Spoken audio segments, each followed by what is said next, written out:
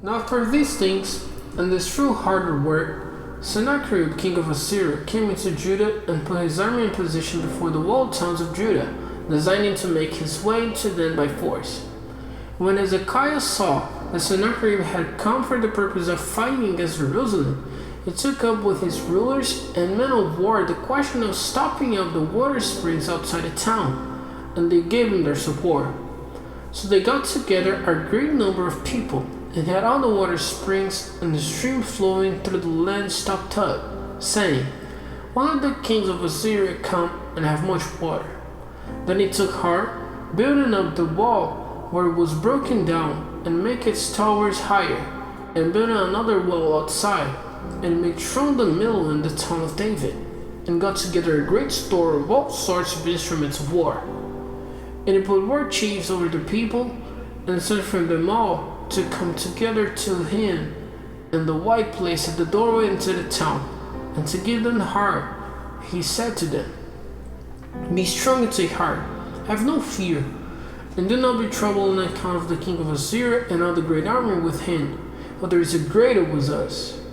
With him is an arm of flesh, but we have the Lord our God helping us and fighting for us." And the people put their faith in what Hezekiah king of Judah said. After this, Sennacherib king of Assyria sent his servants to Jerusalem.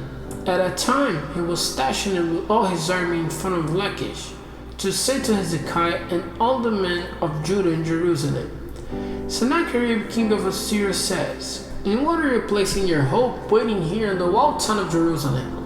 It is not Hezekiah who has got it to do it, causing your death for need of food and water, by saying, 'The Lord our God will give us salvation out of the hands of the king of Assyria.'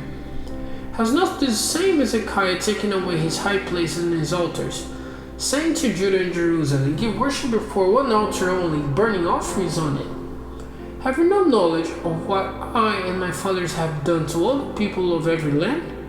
Were the gods of the nations of those lands able to keep their land from falling into my hands? Who was there among all the gods of those nations, which my fathers put to destruction, who was able to keep his people safe from my hands? Is it possible that your God will keep you safe from my hands? So do not be tricked by Hezekiah, or let him get you to do this, and do not put any faith in what he says.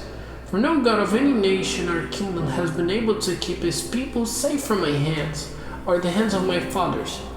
How much less will your God keep you safe from my hands?" And the servants said even more against the Lord and against his servant Hezekiah. And he sent letters in addition to put shame on the Lord, the God of Israel, and to say evil against him, saying, "As the gods of the nation of other lands have not been able to keep their people safe from my hands, no more will the God of Hezekiah keep his people safe from my hands." These things they said, crying out with a loud voice in the Jew language to the people of Jerusalem, who were on the wall, with the purpose of troubling them and putting fear in them, so that they might take the town, talking of the God of Jerusalem as if he was like the gods of the people of the earth, the work of men's hands.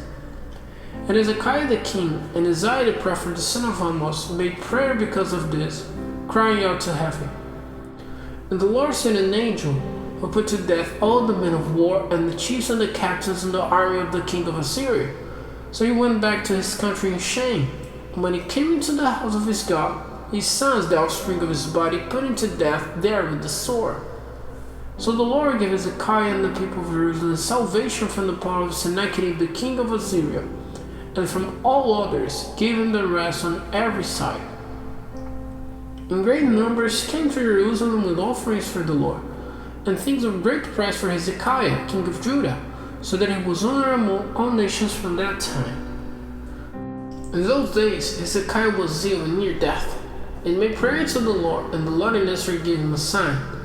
But Hezekiah did not do what had been done to him, for his heart was lifted up in pride, and so wrath came on him and on Judah and Jerusalem. But then Hezekiah, in sorrow for what he had done, put away his pride, and he and all Jerusalem made themselves low, so that the wrath of the Lord did not come on them in Hezekiah's lifetime.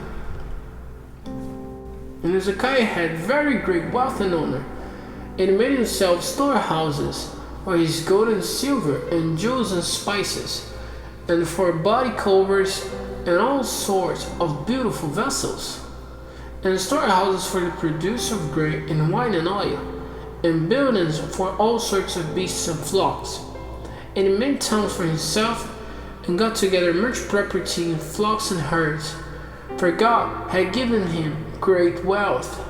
It was Hezekiah who had the higher spring of the water of Gihon stopped, and the water taken down on the west side of the town of David.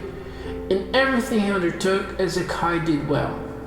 However, in the business of the representative sent by the rulers of Babylon to get news of the wonder which had taken place in the land, God gave up guiding him, testing him to see what was in his heart. And the rest of the acts of Hezekiah and the good he did are recorded in the vision of Isaiah the prophet, the son of Amoz, and in the book of the kings of Judah and Israel. So Hezekiah went to rest with his fathers, and they put his body into the higher part of the resting places of the sons of David. And all Judah and the people of Jerusalem gave him honor at his death, and Manasseh his son became king in his place.